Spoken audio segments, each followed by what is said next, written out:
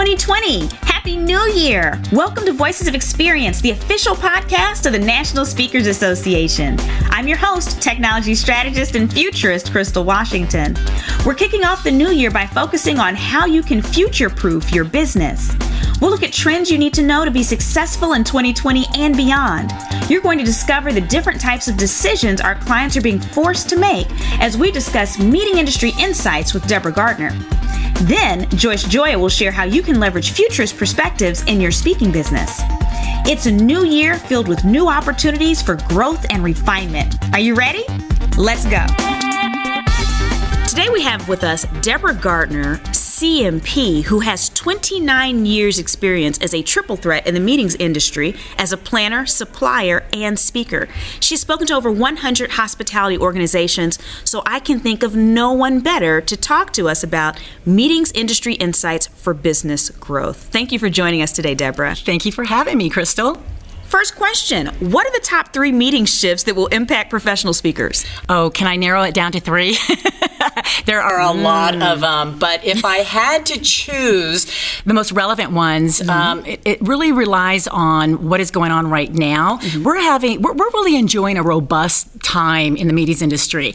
We are actually at a 10-year consecutive years of record-breaking stats in the meetings industry, which is great. It's wonderful.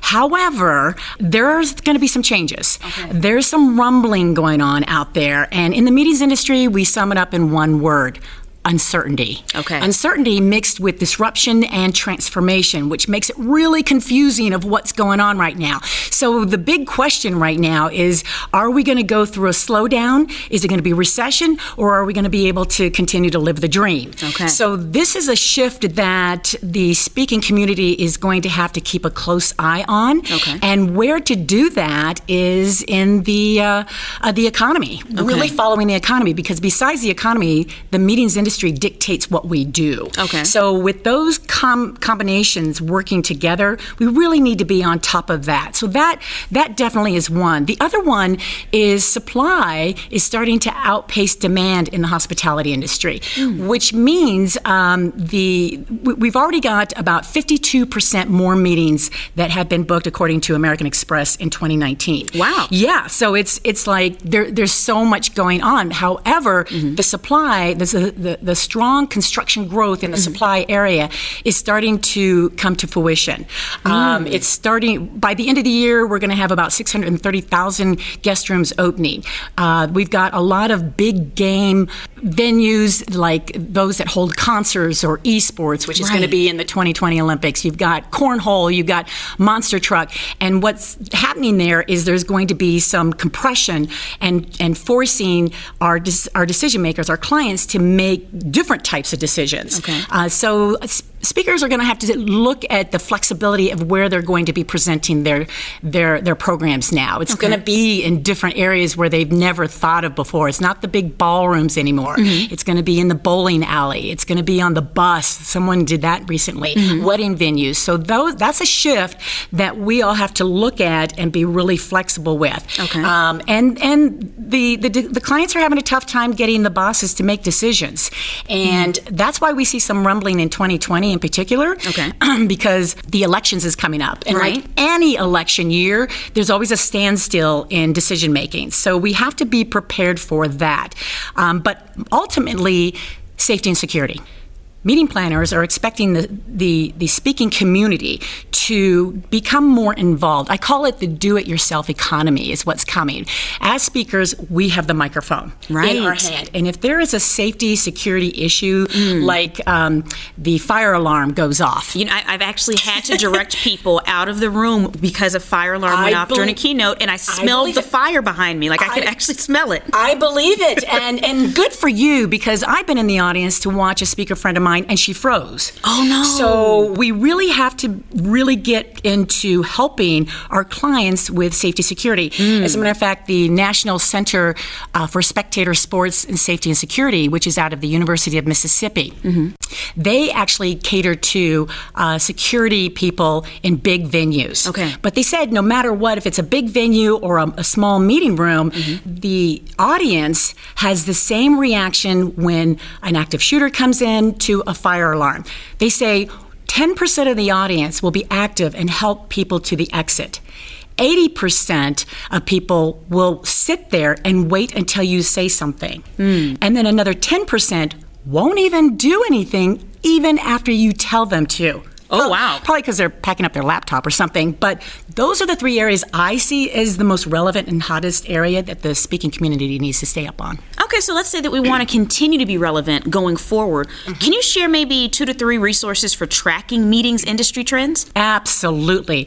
And this is very important because I believe the speaking community needs to start looking at this as a strategy, part of their business plans and their P&As to incorporate. As I mentioned earlier, the economy dictates, what the meetings industry does. So something like the Wall Street Journal is a great area as well. Also, the Facebook page, Meeting Industry News for Speakers, is another where there's a lot of information. That's pretty precise, right? If speakers want meeting industry news, they go to Meeting Industry News for Speakers. It would make sense, right? Okay. And then also, not that we've ever really thought about this, but what about a mentor? I'm not talking about a mentor like your mom or your boss. I'm talking about a mentor on the other side of the fence. Right. Your client. Right. Your client. Who is your best client you've ever had? Ask them to be your mentor. Or here's an even a better approach. How about your worst client you've ever had? If you've ever wanted, how much have you learned from that person? Okay. And how would you like to have them on your side? Ask them to be your mentor. You'll learn a lot. Wow, that is for really brave people. Who obviously didn't have the worst client that I had. Okay, so last question for you today, Deborah. What 2 to 3 actions would you suggest speakers who want to stay viable over the next 3 years should take? And actually, it sounds like the first one is obviously to track the information via those resources. Any other actions you would suggest? Oh gosh, again, there's so many. I think really what it comes down to is, again, paying attention to the economy. There's a lot of mergers and acquisitions that are going on right now. A couple years ago, I've been following from the beginning the repatriation tax reform that has kept a lot of multinational companies overseas and hard to come back to the U.S. because of the 35% tax. Right. Well, this administration was able to get it down to 12. They're trying to get it down to 10. So a lot of companies are coming back, and a lot of companies are buying each other. We've got AT&T bought HBO. We've got Disney bought Fox. We've got Dow Chemical bought DuPont. We've got IBM bought Red Hat. And because those mergers are happening in the business that's coming back to the U.S., they need to have meetings. They need to communicate. They need to figure things out. So I believe that is something they really want to look for and take action on, those type of companies and organizations. Another area is the delivery method. Audiences today are tired of attending meetings. Okay. They don't want to fly across country, leave their loved ones, and find out that their flight is delayed. They don't want to check into a hotel when their room's not available. They don't want to go to a registration desk and they can't find their badge. And then they sit in a very cold room sitting there listening to you. Right. It's not happening anymore. They want to be part of the experience. They want to control that, and they want to drive the outcome. So those are just some of the ideas. Well, Deborah, you have given us many things to think about. We have resources. We know where we can stay up to date on trends. We know some of the things that we need to look out for in our own programs. We've also learned with all these mergers and acquisitions, there are some serious opportunities for change management and leadership speakers in these spaces. Absolutely. So thank you for joining us on Voices of Experience. You're welcome, and thank you, Crystal. Now that Deborah has shared important meeting industry trends, let's hear from our next guest who will share how you can consistently stay on top of all kinds of trends for your speaking business. In the studio today, we have Joyce Gioia, CSP. She has spoken on 7 continents and 70 times on television as a celebrity futurist. Please join me in welcoming Joyce. Thank you for being here on Voices of Experience. It's great to be with you, Crystal. So as someone who is familiar with your work and who follows you and gleans onto every single thing that you say, I'm so excited that you're here talking about how we can leverage futurist perspectives in the speaking industry. My first question for you is, what is futurism and how does it impact speakers specifically? I think of futurism as the study of what could happen in the future. Okay. And as a professional futurist, I happen to be vice chair of the association, we look at a variety of different futures, plausible futures, what could happen, possible futures, again, what could possibly happen, probable futures, what will probably happen, and even the impact of wild cards, which are events, natural and man-made, that come out of left field and just hit us broadside, and nothing is ever the same again. Right. So as speakers, I would imagine all of those different elements of futurism could impact our industry at any point in time. Indeed. Years ago, my late husband, Roger Herman, wrote a book titled Turbulence, Challenges and Opportunities in the World of Work. Are you prepared for the future? The opening of that book was a quote, which I wrote, but which we attributed to that great Greek philosopher Anonymous. And it said, "Those who do not study the future are destined to be its victim." Oh. That's why all of us, no matter what we do, no matter who we are, must consider a variety of different possible futures and then think about what plans we might need to make now so that we can be successful in the future. Smart. So how should speakers leverage futurism concepts in becoming and staying thought leaders, or even just relevant for that matter? Well, I think of thought leaders, Crystal, as people who are on the leading edge of thought. And the world, I believe, expects us to think about what could happen and communicate our insights to support others in being successful in the future, in being all they can be. So no matter what your topic is, you need to look at what's going on in the world and how that's going to have an impact on your topic as you move into the future. Do you have any suggestions for how we can be aware of what's going on in the world? Do you look at trade journals? Are there places in particular where you should just kind of go to gather information? Well, I scan a number of different publications. Okay. The internet is fantastic for that. Subscribe and you're on the list. Okay. I issue the Herman Trend Alert. Right. To which you are a subscriber. And I read it voraciously every time it comes out. It's fantastic to be interviewed by a super fan. I love you, Crystal.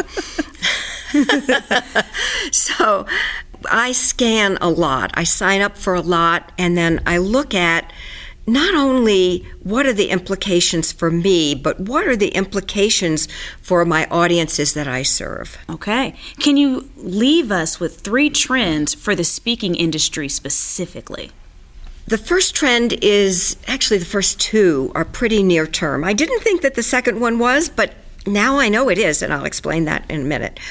So online learning, webinars, and all non-traditional delivery channels are evolving so quickly that even what worked 18 months ago in online courses is not considered as effective today as we thought it was. So we need constantly to be evolving ourselves, constantly producing more and looking for ways to take what we did do and repurpose it. Okay. The second tip and trend is that experience is emerging as the most important thing everywhere, in every industry. I don't care what you do. Okay. And that's what led me to write my book, Experience Rules, How Positive Experiences Will Drive Profit into the Future. One of the things that Scott McKain talks about all the time is that he focuses on what experience he is delivering to his audience. Well, we in the speaking industry must do that if we want to continue to stay relevant. And what I just found out today is that there's an organization called Neuroscaping. They're located in Canada, and they're working on wearables that will help us to know in real time what our audiences are feeling, and they will adjust environments to make our messages more effective. Wow. Is that amazing? That's powerful. What? And they're looking for people to beta test it. Okay. And the final thing is our long-term future. And I wish I could tell you that this is going to be all rainbows and sunshine and happy things, but think about what happened when Moog synthesizers came on the scene. they replace human voices because they could create human voices. And they actually eliminated many jobs of vocalists doing musical voices that are backup singing. So just as vocalists were replaced by digital technology, so do I believe we will be replaced by digital avatars. Okay. They may not look like us, and we will still be needed as the content creators until the avatars can do the programming too. But probably that's not going to happen until about 30 years from now. So it's not really something that we need to be concerned about right away. I don't know. I might still be speaking in 30 years, Joyce. I'm now concerned. But thank you for letting me know what's on the horizon. Is there any other message that you want to give to any speakers that are listening to us now regarding leveraging futurism? Anything else you want to share?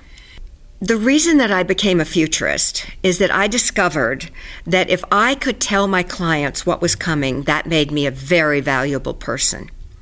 If we as speakers can incorporate some of our insights about what's coming down the pike to help our clients and our audiences be more successful, we are going to be much more appreciated and much more loved.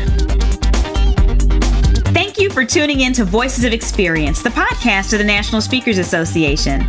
Catch us on your favorite podcast app, YouTube, and NSA's social media profiles.